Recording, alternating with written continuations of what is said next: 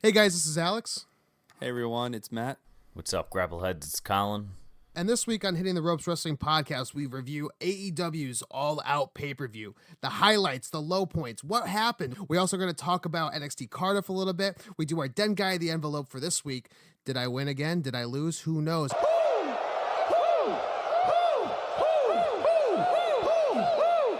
Of course, we will do our new, not over-the-top rankings. You just made the list rankings. All that and more on episode 7 of Hitting the Ropes Wrestling Podcast.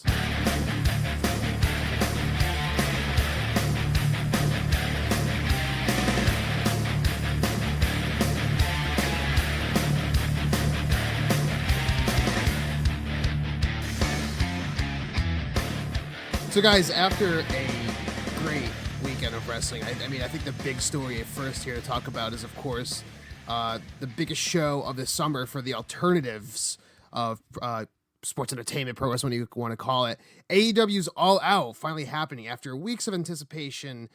Matches getting changed around, stipulations getting added, people getting announced for the Casino Battle Royale. It finally happened, and there's been a lot of mixed reviews on the internet. A lot, obviously a lot positive. There's been a lot of criticism at the same time. I mean, we listen to Busted Open on Sirius a lot. I know all three of us do, and quite honestly, I think I want to start off with this and get our reviews in real quick. So I think what we'll do first, kind of go around the table real quick and give our quick scores or quick letter grades, if you want to call it that, and we'll kind of start diving into it real quick. For me, I loved this show. It was a lot of fun to watch. They had a lot of such great spots and pops. I mean, there was a few times I know, Collin, you and I would on the live stream. By the way, thank you to everyone who watched us on our live stream. I think we have almost 3,000 plays at this point on it. Just popping and jumping off the couch and holy shit, just awesome moments. But it's funny. I remember we had some technical difficulties before this recording started happening. And there was a thing you said, Collin, where you said after a couple days to kind of sit on it and think about it, here's my score, and we'll get your score in a second. But I think, honestly, after myself having a couple days to kind of sit on it and kind of think about it and get criticism from everything, I'm kind of still on the fence about giving it a B plus or an A minus. I would give it an A minus just for the fact of there was such great moments. I mean, the moments and spots alone make it an A minus for me, for sure. But then you kind of think about stuff that, which I want to get Matt's take on in a second, is like maybe the psychology part of it, or maybe there were certain things that should have that happened that maybe shouldn't have happened or should have happened in a different way. So I'm kind of on the fence about it. I can't really decide. Maybe I'll decide after we give our review. Let's kind of go around before we had our kind of audio hiccup about everything. Matt, letter grade and a quick kind of thought process of what you think the show is about and kind of your positives and negatives of it. All right, so I'm gonna give it an A minus, and first start off by no one's gonna be perfect at doing any type of production, and I think AEW showed that here. While they did put on a fantastic show, I absolutely enjoyed watching it a lot. There were a lot of flaws with some of the production, some of the storytelling, and just the overall goal of is this, are you sports entertainment or strictly pro wrestling?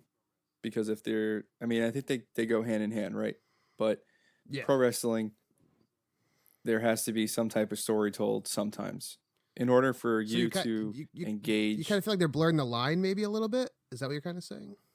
No, I just think they need to narrow down exactly what their goal is. I think a big part of what you're trying to get out of it is you have all the storytelling with the road to All Out, like Cody and Shawn Spears. Obviously, that was the biggest story that they could have told, besides Hangman Page and Jericho.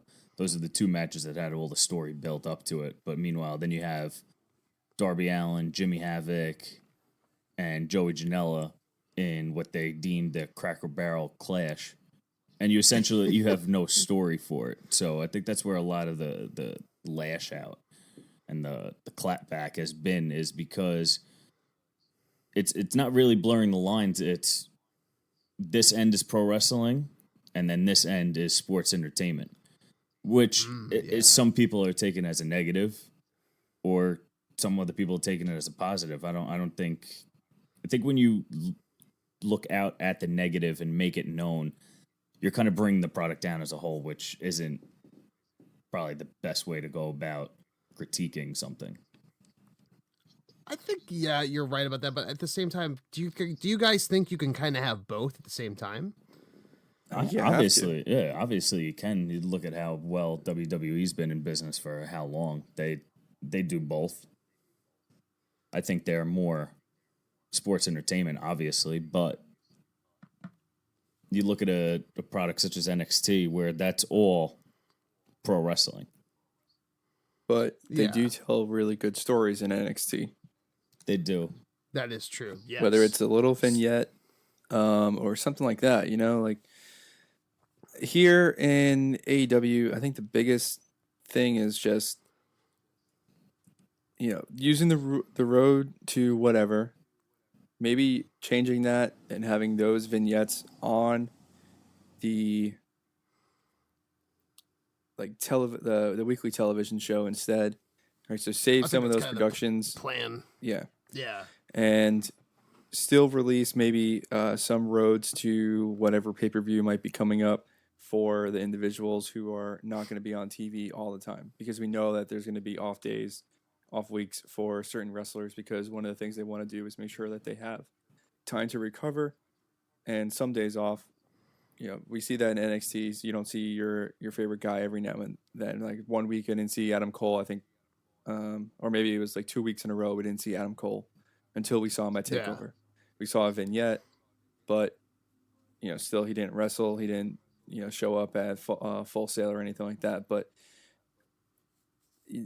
the storytelling mixed with the records, figuring out what your actual set of rules is, because if you're going by these records too, then the rules have to matter.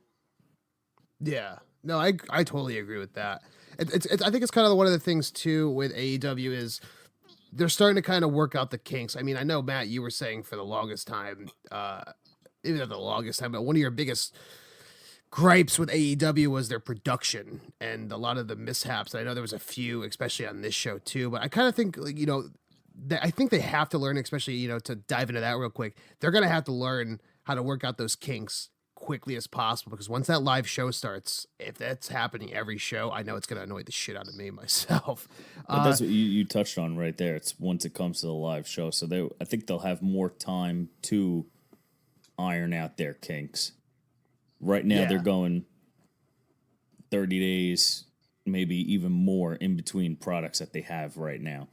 Where if they're going 7 days in out and you need to get your product down, I think that's when a lot of their issues, so to speak, will be fixed. So kind of like repetition and eventually perfection comes with that.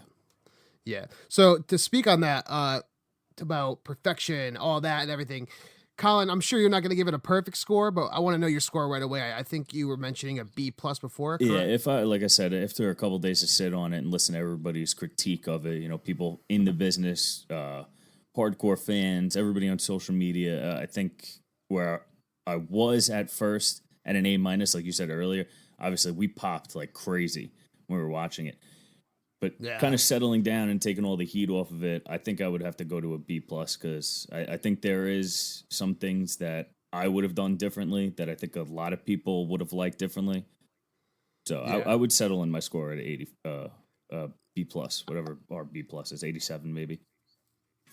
Yeah, it's weird for me because, a big part of me wants to, I go for the pops and the moments, and that's like, oh, it's an A- right away. But then I think about the structure of the card, where it's like, that's where I'm like, that's where I got to kind of put it at B-, or excuse me, a B+, because you look at maybe the ladder match of the Young Bucks, and then it goes, so I went from pretty much Cody versus Shawn Spears to the Lucha Bros versus the Young Bucks to Jericho and Adam Page. I mean, that's 3 great matches right there. We all love those matches, but at the same time, you got to have some space in between that.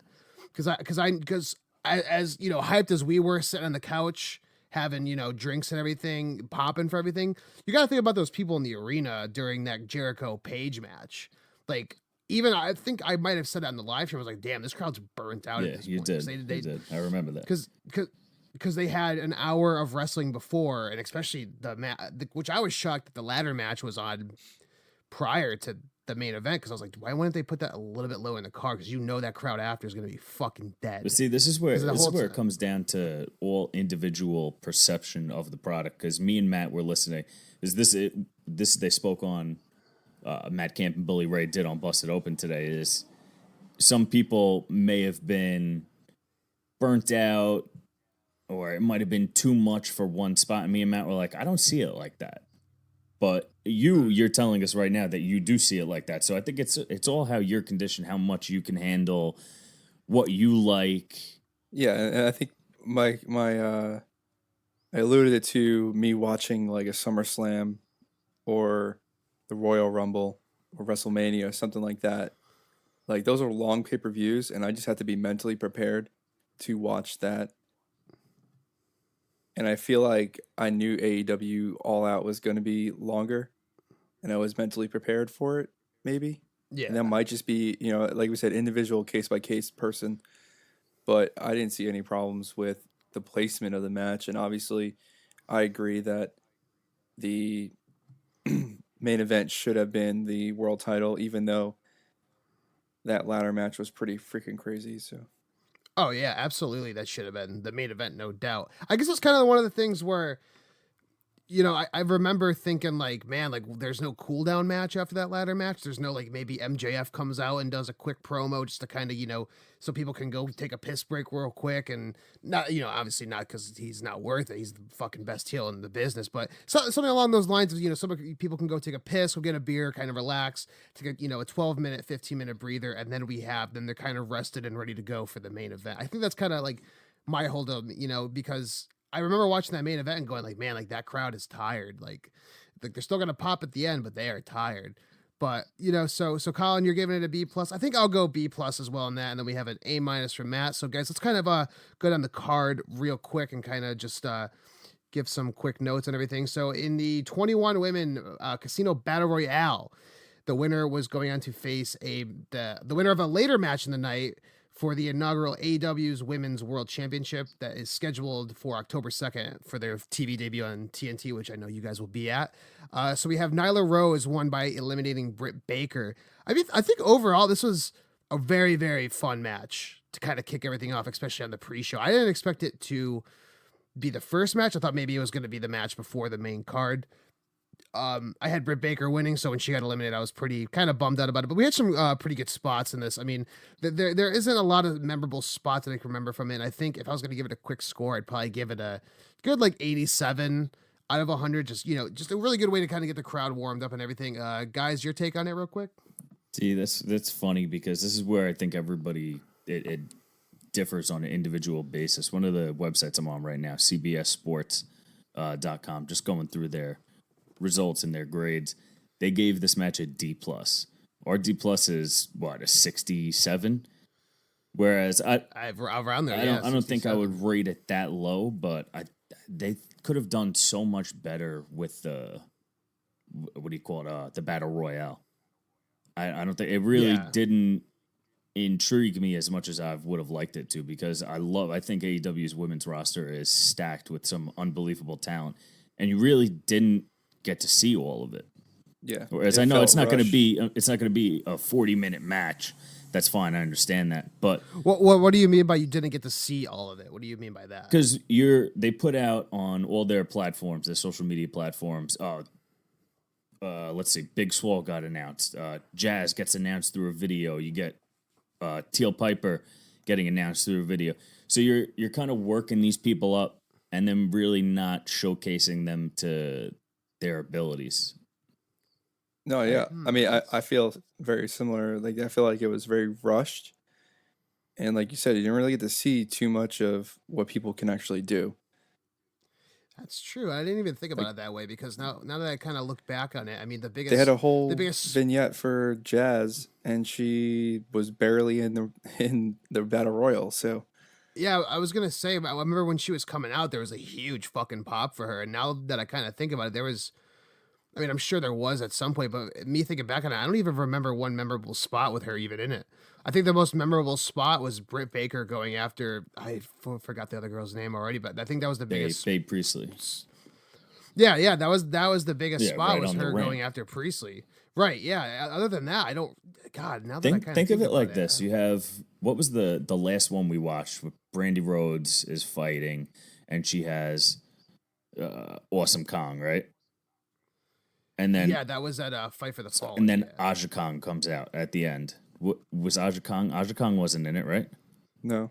No, she was already. I believe from what I heard, and I could be wrong, but I'm pretty sure it was because she was already scheduled to appear somewhere else. So I think they're kind of saving that feud for TV kind of deal. So you understand what I'm saying is where you're making things bigger, and then kind of not executing to the ability that you're putting out there.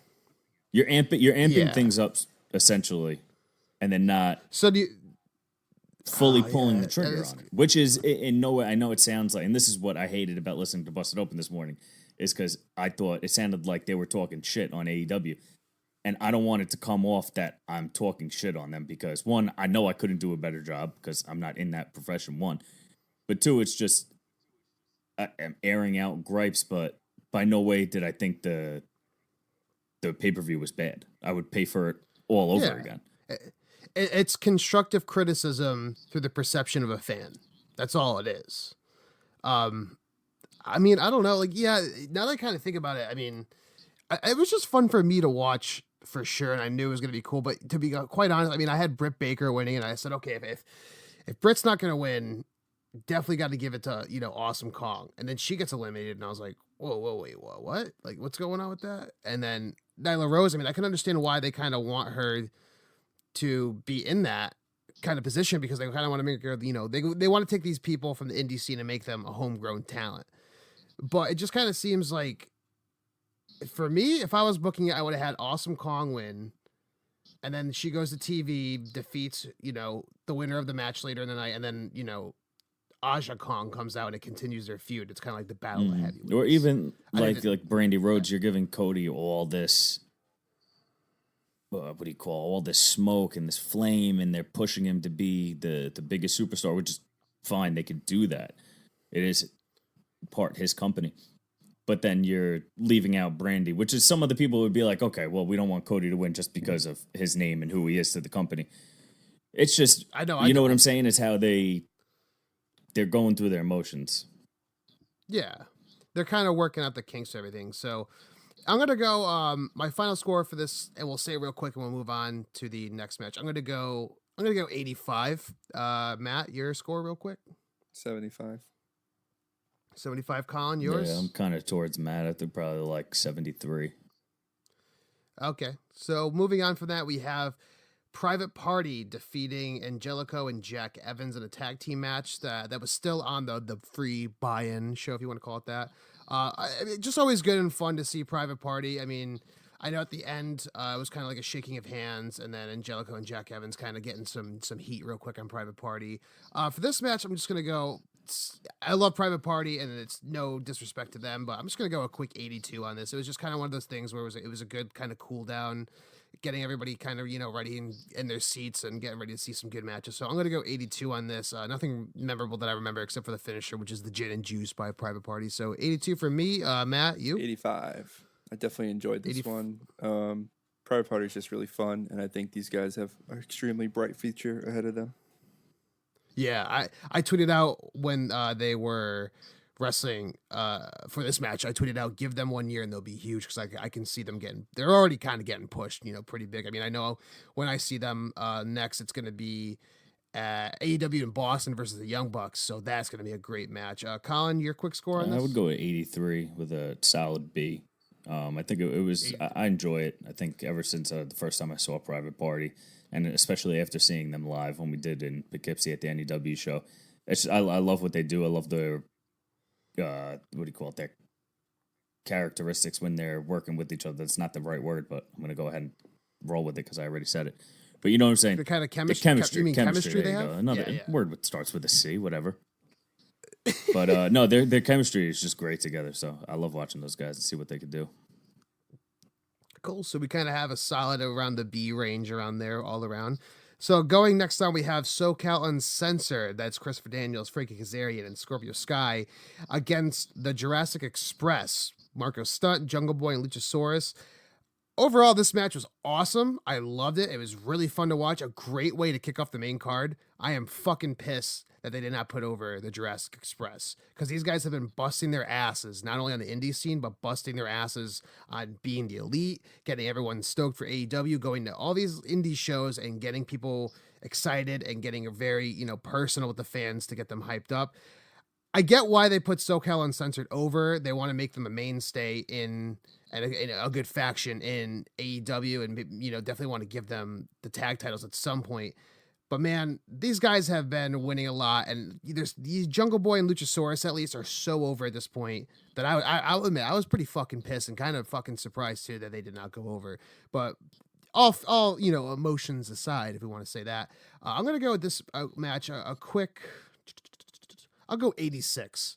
It was just fun, awesome to see. Definitely the ending kind of spoiled it for me a little bit, but overall it was a good way to kick off the pay-per-view and get us ready for the match that was next, obviously. So I'm gonna go 86 on this. Colin, your thoughts? I would go 85 for right underneath you, right, hovering that B plus area. Why is because I think their technicalities and their move sets that they did, I think it was better wrestling than Private Party and who was it, Jack and Angelica. Yeah. Definitely seeing Jurassic Express come out and they're really working well. They're meshing with each other very well. That I enjoyed. I was kind of like you said. I was pissed that they didn't put them over, but still, you can't take anything away from SCU. Those guys know how to get a crowd fucking going. Oh yeah, absolutely. And then Matt, so I got an 86. Colin's got an 85. How about you? I'm going to go higher than both of you. I'm going to go 89, and I think it's because Luchasaurus, extremely skilled for a guy of his size. I'm glad he can do the moves that he can do, and he's allowed to be the creative person that he wants to be and portray that character that he wants to.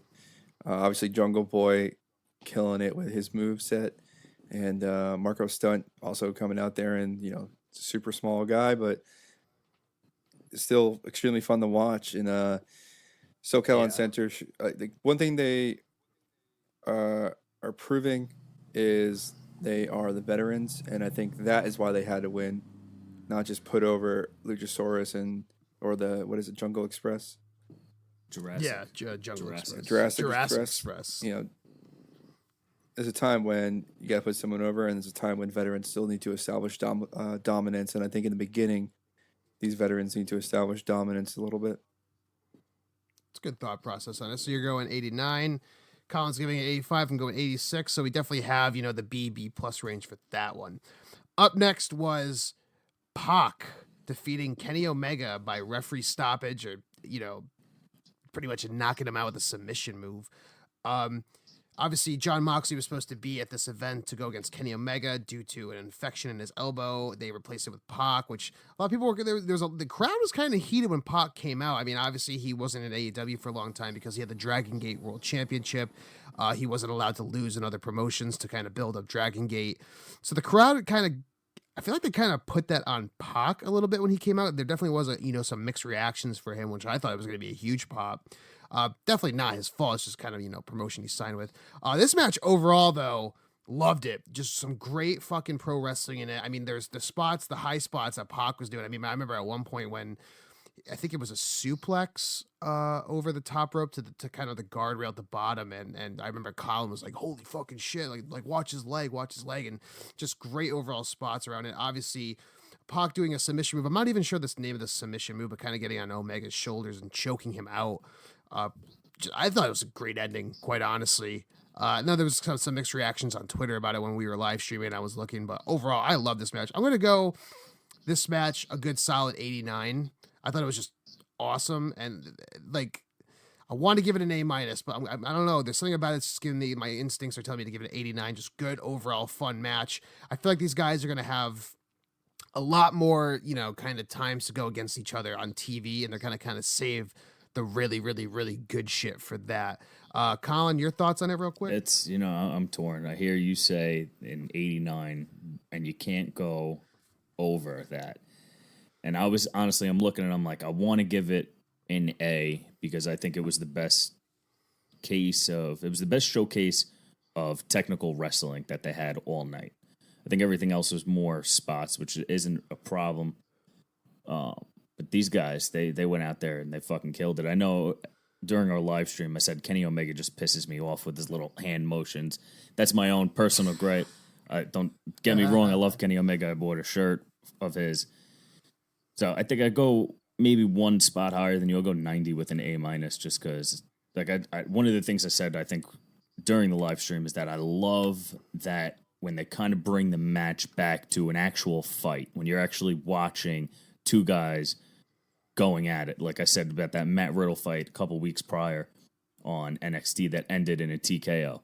Being somebody who watches UFC and enjoying mixed martial arts, I love that. So for him to do, right here it says it was a standing variation of the brutalizer submission, and you just see Kenny Omega fade out. That's awesome. I love that. I think a lot more wrestling promotions should take that in and use that technique, maybe TKOs, more submissions. So I think that's what I would go. I'd go with the 90. I enjoyed that match. All right, so I got 89, 90. Matt, your score? I'm going 95. This is my favorite match of the night. And, Pac coming back and performing the way he did. No rust. I mean, obviously he's performing in other places, but all these guys actually, Kenny Omega getting right back in there, and it was just the most exciting match of the day, in my opinion. More than a ladder match for me as a singles competition. But Kenny Omega, I said it before, I say he's the best wrestler in the world, and I think he just proves it again with his performance. It's unfortunate he lost again. I understand why they're trying to push Pac and make him seem, or Pac. Tony Khan messed that up on an interview too, so I'm not going to be upset that I say it.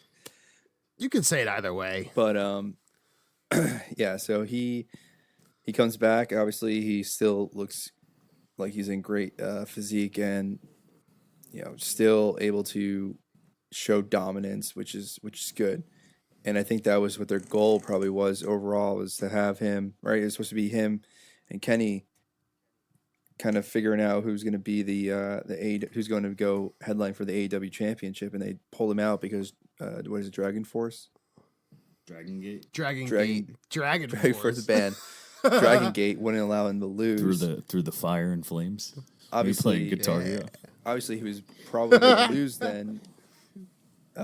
But still, if he's losing against these individuals or he's winning against these individuals who are the top contenders, obviously they have a plan for him to be up there and maybe challenge, who knows, Jericho, Hangman, or Kenny Omega for the title in the future. So overall, really good match, and it was fun to watch, and I love that match a lot.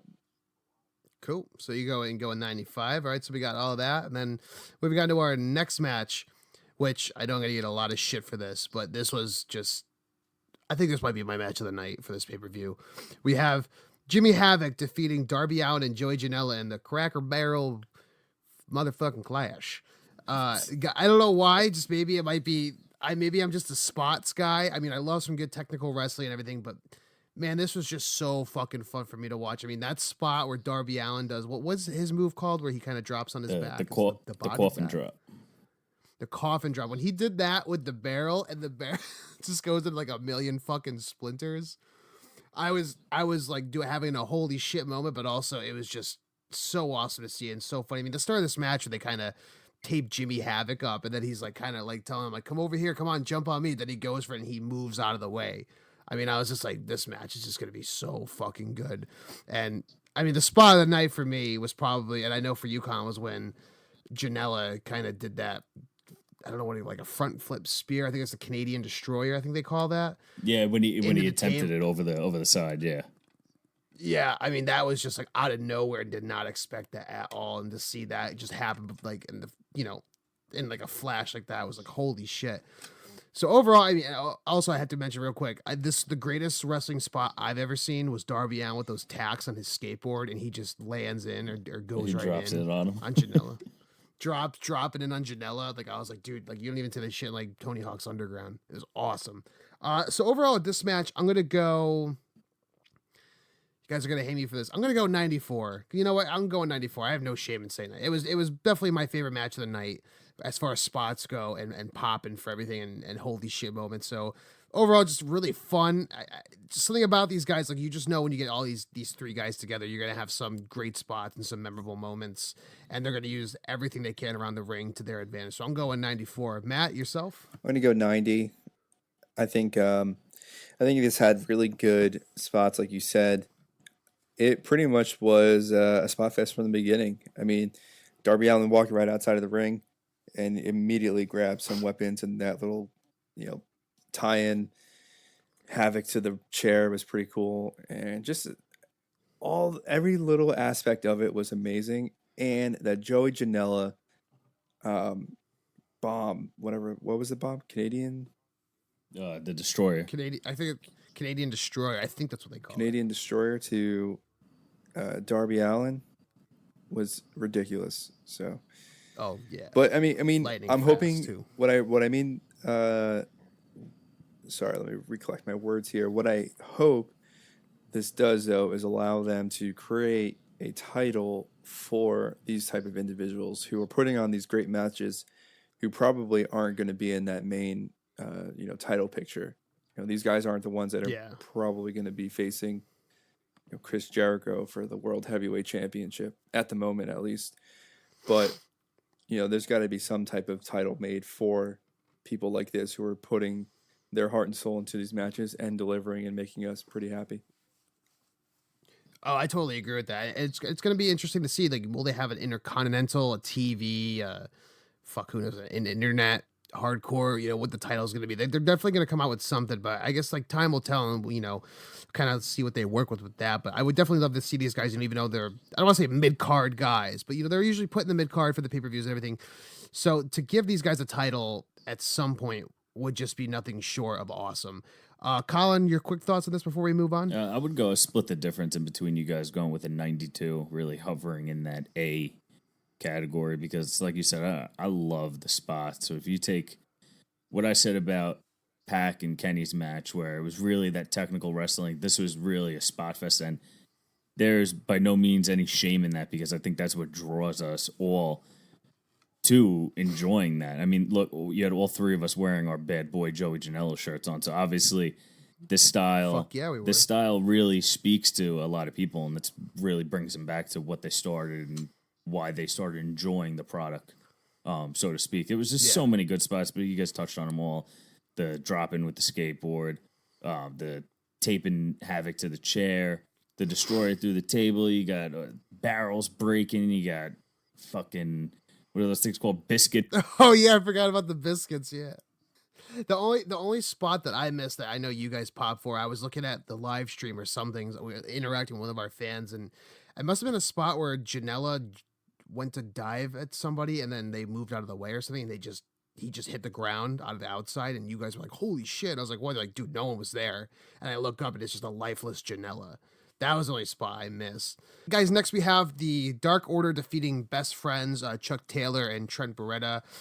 We have to remember the stipulation of this match, which kind of wasn't talked about a lot, which is kind of weird. The winners receive a first-round buy-in for the AEW World Tag Team Championship Tournament. So I guess the Dark Order is kind of in that tournament for sure at this point. Not a bad match at all. I mean, the biggest moment for me was definitely the end, when the lights go off and we're like, what's the Dark Order going to do now? And it goes back on, and Orange Cassidy's there. I mean, that was just such a great moment. And of course, the Best Friends giving him a hug too. Overall though, not a bad match. It was for some reason, this match didn't really interest me. I don't know what it was. And it's not because I know the, Best Friends are a fucking phenomenal tag team, but the Dark Order for some reason just isn't hitting with me. And maybe they got to build their characters up more. Maybe they got to get on, kind of being the elite. Maybe have a couple spots in there to kind of see what they're all about. But overall, I didn't have a lot of interest in this match, except for the Best Friends kind of getting the offenses of when they did. So I'm going to go 83 on this one. Just something definitely something. I'll take that back. I'm gonna go 80. I don't know why. I'm just gonna go 80 on it. Obviously, I'm not gonna include the score. Does not gonna include the Orange Cassidy pop because that would have just skyrocketed it all the way up. But yeah, I'm gonna go a quick 80 on this. It was just kind of a quick match to kind of watch and kind of a cool down match, especially from after the Jimmy Havoc and Darby Allin Joey Janela match. Matt, your thoughts on that? I'm gonna agree. I just say 80 straight across to you. I think you pretty much hit all the points, and like you said, didn't really stand out too much. The only thing that really stood out was Orange Cassidy, and it's just a matter of what they're gonna do with the Dark Order. I think the CBC, this bro. also ties into that line between professional wrestling and sports entertainment, right? The Dark Order, professional wrestlers, but what's their story? How are we going to tell it? You got to do something else other than wrestling to I tell their totally story. agree with that because when they first kind of popped on the scene, I was really intrigued. Like, who the fuck are these guys? Like, they seem so powerful, especially with the what is it called, the Creepers? Yeah, I almost said Druids again. I almost said Druids again.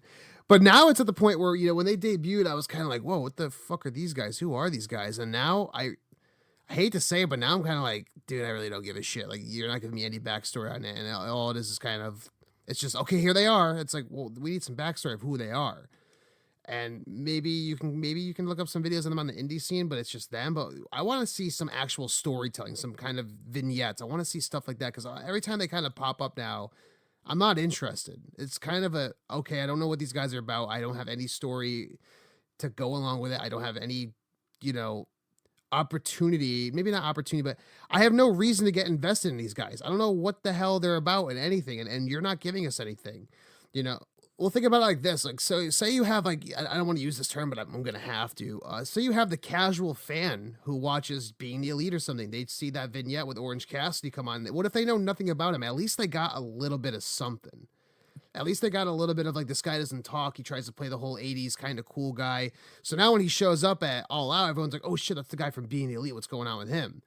For even like for us as, hardcore fans who go into it, we don't know anything about the Dark Order because we want to see a build up to it. And I hate to say it, but when a match like this comes on, I think I might have gone off the live stream and smoked a cigarette outside in the deck or something. Because, and that's, I don't want to say, hey,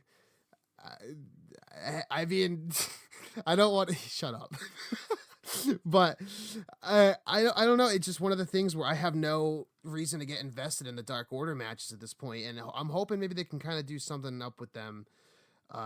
So that's all I'm pretty much gonna give it. So moving on, we have Rio against Hikaru Shida. Now, the winner of this is going to face the winner of the Casino Battle Royale, which was Nyla Rose, for the inaugural AEW Women's World Championship scheduled for October 2nd on TNT. Like I said, you guys will be there. So we have Rio defeating her, which I picked Rio. I love Rio. I've loved her for the past two pay-per-views. This small Japanese chick who just goes all out. She just hits on all cylinders every time. She's flying, she's kicking, she's doing all this. She definitely has that cool kind of build up where her against Nyla Rose is kind of a perfect David and Goliath kind of story. I think definitely Nyla Rose is going to win the championship for sure because there's a lot to get invested with in Riho still, but at least we kind of have backstories with her as opposed to like the Dark Order per se. I mean, I know Kenny Omega is like a huge fan. I know he's doing an intergender match with her. So I'm going to go and give this one a good 83. 83 just kind of sinks right into my mind right up first. It wasn't bad at all, and it was really good technical wrestling. Just one of the things where there wasn't a lot of memorable spots. I think the most memorable spot for me was Nyla Rose coming out the end. But overall, very happy with this match. Not bad at all, and definitely excited to see Riho, who I picked, go against Nyla Rose. Matt, your thoughts? Yeah, I probably agree with something along the lines of that. Maybe like an 80. Like you said, not too much was memorable about this. Still kind of learning who Rio is and don't really wait for AEW to somehow make me invested in this women's championship match more, whether it's a whole bunch of road to whatever they're going to call it, a TNT show or something. I don't know. But yeah. I think just not having too much knowledge of these individuals still, and maybe it's my fault. Maybe I need to do more research, but I just don't have the time. Obviously, all of us working full-time jobs, and we try to watch as much as we can and try to see as much clips as we can. I just still learning who these individuals are. So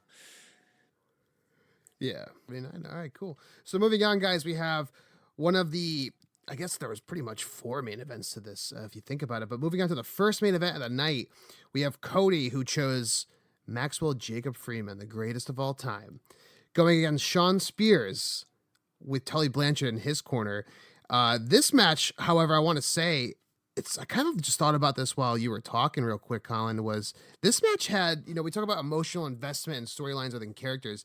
This one had more storytelling and more emotional investment and more vignettes and everything than our next 2 main events of the night, which I kind of was like, huh. Now that I kind of think about it, that's kind of weird because you think that you want to, get that for the Jericho Page match of anything. This match, just great overall fun. I mean, the spots I think there was more spots and pops than there was memorable wrestling. Not to say that it was bad wrestling at all. It wasn't at all. Just, I remember more of the spots and pops. I mean, you have Cody going right through the ropes as soon as he gets in the ring to the outside to get Spears. We got Tully taking bumps, which I was like, holy fucking shit, no way. And of course, the pop of the night for me was AA Arn Anderson coming out, the enforcer, the Horseman, and doing a spine buster on Sean Spears. I mean, I had to share our reactions to that a couple times on different platforms just because it was so good. Overall, this match fired on, I don't want to say all cylinders, but man, a lot of them. It was hitting on a lot of good things. It was, I hear 6 out of 8. Oh God, I lost my train of thought, you asshole. But overall, we had fun with this match. It was great. The emotional investment. There was a lot of storytelling. There was really good storytelling within this match. And especially kind of bringing in AA into it, kind of want to see like, where's that going to go? Is that going to play into kind of the 4 Horsemen kind of deal? Is there a storyline going to get started with that? I mean, we'll see. Overall with this match though, I'm going to give it an 80. Oh man. Fuck. Well, the Arn Anderson pop is included in the match, and that's part of the reason why he won. I'm going with a solid 90. I'm going to go with a solid 90. I'd probably say 83. I think one of the other things too that is kind of frustrating is this whole referee discretion or what is allowed. And again, if records matter, then people need to abide by rules. Rules need to be standardized so that you can get accurate records. In this case, there's a lot of stuff that didn't make sense in this match, like Sean Spears arguing with Earl Hebner about the Cody's weight belt that he was going to whip him with. Earl Hebner takes it away, says, don't do it. Like, I'll disqualify if you do it. And then Tully Blanchard gives him his belt from his, from his suit. And it's like, okay, he let him whip him with that, but that makes no sense. Ooh, I didn't even think about that. Yeah. Wow. Yeah. Yeah. Just needs to improve on how we're going to run things in AEW. Not me, what I mean? Just like how the company's going to run things and let things happen. So yeah, I think it's definitely, like I was saying, they're kind of in the infancy of everything right now, and I think they're definitely, you got to think about when these guys started this. They said they were going to listen to the fans, and these guys are definitely listening to the criticism now, and no product is going to be absolutely perfect, but I think they kind of, they listen to their fans a lot more than WWE does. And I think, especially from the show, like we said, this is a great show. We're not knocking it at all. But there's a lot of negatives that even us as fans are going, okay, like, you guys, we don't want to see that anymore. We kind of want you to change this a little bit. And obviously it's their company. They can do whatever the fuck they want. We're still going to watch it and love it. But, it's just constructive criticism overall for sure. Half of me is like, oh, this is great. They're going to go in the crowd and fight. They get to use weapons sometimes. Like, this is going to be awesome. But at the same time, you think about like, well, Matt brings up the whole like kind of records thing and everything, and you gotta abide by the rules. So it's kind of a wild, wild west now that I think about it, of like rules. It's like, well, what the fuck can we and can't we do? Is it up to some referee? Like, how's that going to play into a storyline or a match? Well, the referee had a bad day, so he counted you as a DQ, but the other one's having a great day and got laid this morning, so you can use a chair. So moving on to the next match, our semi-main event of the night, we have the Lucha Bros defeating the Young Bucks for the AAA World Tag Team Championship in a, I want to say, ladder match, TLC. There was tables involved. I mean, guys, this was just we obviously know anytime you get these two teams together, or even just one of these teams going against somebody else, you're going to get fucking gold. This match was just 21 minutes of pure on the edge of your seat, spots going on. You got to watch out what's going on. Overall, great workers.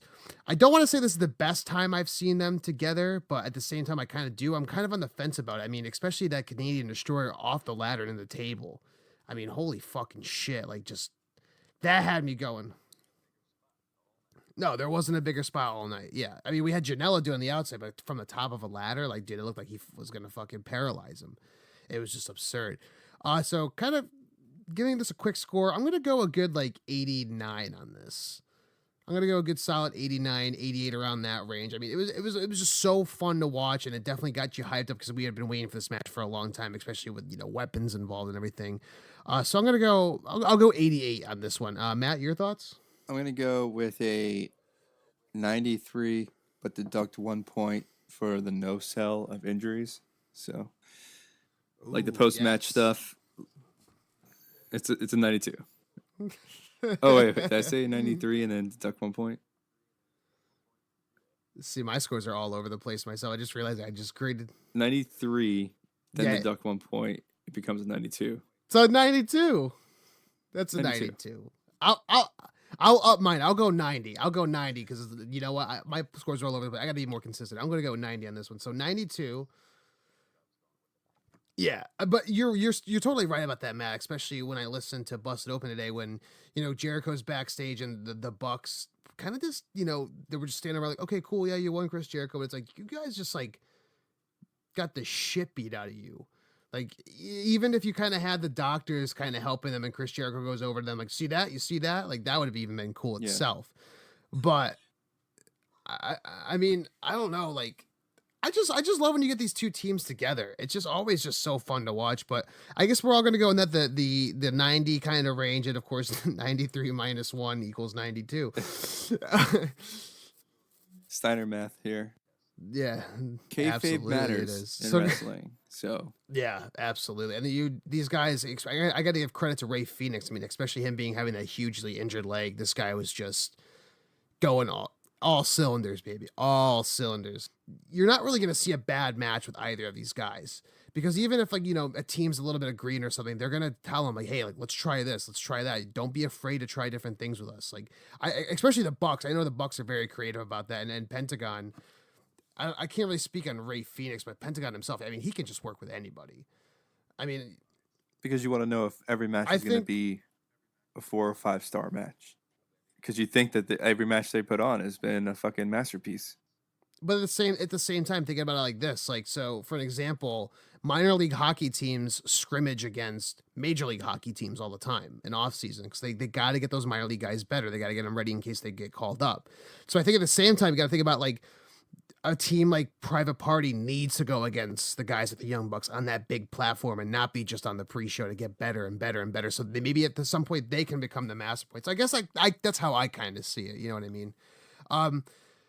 So moving on, guys, our main event of the night for the inaugural AEW World Championship, we have Chris Jericho, the GOAT, the Painmaker, defeating Adam Hangman Page. Hangman Adam Page, excuse me. I have to fucking put it in the right spot. I got shit for that in the fucking live feed, and I was all drunk. I said that in the live feed, and you said the same. I was all like kind of cocked, like, oh my god, it's Adam Hangman Page, and you were like, who? I was like, never heard of him. Alice Hangman Page. This match, I don't know why, but for some reason, this match doesn't stick out as a great match of the night for me. And I know that's going to sound like a dick thing to say, but I think it was maybe I was burnt out. Maybe it was just kind of seeing what's going to happen. But I think the biggest thing was there wasn't as much buildup as I would have liked for this match. I think only at one point, at one indie show, Jericho showed up and kind of started going at Page. So there was investment in this match for me a little bit, but I think AEW could have built it up a lot more. But I digress, because we should be talking about the match itself. The match itself, I'm going to give a quick score of, I'm I'm going to go 89 on it. I think it was a good match, some very good technical wrestling, especially on Jericho's part, and the entrances were great as well. But not a lot stuck out for me in this. I think it was just the emotional investment of it. Just, I don't know. And also at the same time, I had Hangman Adam Page winning in my predictions just because I think he's a great babyface. But I think this kind of like maybe lays the groundwork a little bit for what we're going to see. I mean, I think they're going to build Adam Page to kind of, maybe a year from now be the biggest, most over babyface in the business and take it. But yeah, I'm going to go an 89 with this score. I know my thoughts maybe seem kind of like a little bit cynical about this for not having as much build up storyline wise, but that's just my personal opinion on it. But I still enjoyed the living shit out of the match. Don't get me wrong. Matt, your thoughts? I will go one number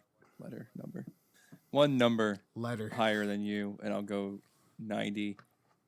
I feel like a lot of people didn't like this match because of the ladder match that was just before it. I'm a huge Chris Jericho fan, and I thought that all the things I like about Chris Jericho, he did in this match, except for the lion salt. That's the only thing I wanted to see, and it didn't happen. But yeah, I remember you were mentioning that too. Yeah, and I think one thing you got a veteran who's 48 years old versus a guy who's 28 years old, same age as me, and sometimes you got to have the veteran win again. Like I said, they have to establish dominance once in a while, especially when you're doing the inaugural heavyweight champion. I think that you should have had Chris Jericho. Maybe down the line or in the beginning it was supposed to be Kenny Omega. It was supposed to be.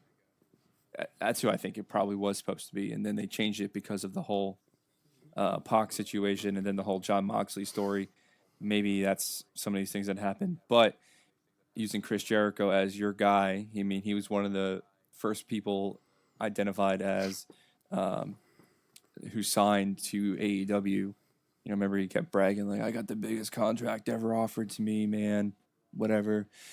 But yeah, whatever. Exactly that. Whatever. But anyway, the match was fun for me. Lion Tamers, Walls of Jericho, a little bit of blood, a lot of trash talk. Jericho kind of testing the limits with the referee. I thought were all really cool spots, and we have to be prepared for the Judas effect. I think a lot of people aren't ready for the Judas effect to be that finisher. We kind of saw it with the Kenny Omega match. I know I'm not. And when he hit it, I was like, oh, we hit him with Judas effect. Like that's it. And you guys were like, no. And then again, you both predicted that Adam Page would win. But I saw him swing around and hit that, and I was like, fuck yeah, that's it. It's done. And I think more people ought to take that finisher serious. That is what his finisher is going to be. Still pulls out the code breakers. Still pulls out the Walls of Jericho. But so far, he is 2 for 0 at using that Judas effect. So get used to it. Yeah. We have Dead Guy in the Envelope, of course, as the game works. If you guys have listened to the past couple episodes. I name a wrestler who has passed on, who has accomplishments, and I give these guys 3 guesses to guess who it is based off of 3 clues. They get 1 guess each clue. And just to remind everyone, this is not to make fun of the person who has passed away. It's to shine their accomplishments and things that you did not know about them that could come to light and maybe make you appreciate them even more as a performer. So here we go, guys, if you're ready. First clue. During 1986, he teamed with Ben Barasbab and won the Stampede Wrestling International Tag Team Championship. The success of the team and his in-ring skills for this match earned him Pro Wrestling Illustrated's Rookie of the Year in 1987. Any guesses so far? We have 1 guess per round. 1 guess per round, yep. 1 guess per clue. I have no idea. We might as well guess something because you're gonna have to guess, yeah. We don't lose anything if we guess one. Say it again. He teamed with who? During 1986, he ended up having a tag team with Ben Barazarab. Excuse me. Does that person go by and another name? I don't. Do you mean this person I'm talking about right here? No, Ben Barazov, whatever. No, it does not. I Never believe he even only was fucking in. heard of him. I know. I haven't either. This person you have heard of though. They won the Stampede Wrestling International Tag Team Championship together. The success of this team and this person's in-ring skills from the match earned them the Pro Wrestling Illustrated's Rookie of the Year in 1987. Where is Stampede Wrestling? You get your guesses. I gave you your clue. Can't give it anymore. Stampede sounds fucking down south somewhere. I'll give you one more clue. mean, It is yeah. not down. It is not down south. So is it Midwest or is it Northeast? I that's all I'm gonna say. It's not down south. That's as big of a clue as I'm gonna give you. Fuck. You got 10 seconds, boys. 10, 9, 8. 1987. Who's popular? Rookie. 87? He was a rookie. He was a rookie. Remember this. He was a rookie in 87. What's a? Oh my god. You can't. No, that's your only clue. No, I'm That's all trying. you- I'm trying to think of the name of the guy I want to say. We get one guess per clue, correct? Yes. Is it JR's son? Not JR. Is it the King's son? No. Fuck. Matt, 5 seconds on the board. Who you got? There's 2 other clues. I mean, you can say next clue. Is it Razor Ramon? Razor Ramon's still alive. Oh yeah. I forgot that they had to be dead. No, So- no offense to Razor Ramon. Is it Shawn Michaels? Yeah. Oh, he's No, are you fucking serious? Oh my god. He's No, watching. God. He's watching Ricochet right now. yeah. I'm literally All right, watching so- Raw so- and like thinking of people who are starting in the 80s. Starting in the 80s, but they are dead. You already got your guesses. We'll move All on. right. We're moving on. I guess my 2 We've alive already people had count enough as one technical dead person. Is it Shawn Michaels? Oh my god. All right, so on May 27th, 1988, he defeated Hiroshi Hase for the IWGP Junior Heavyweight Championship, becoming the first non-Japanese wrestler to win the title before leaving New Japan and then signing with the then WWF. 1988. Still a rookie, still a babyface signed rookie. 88. Dead. Remember, this is the early career. Everything's early when it's before I was fucking born.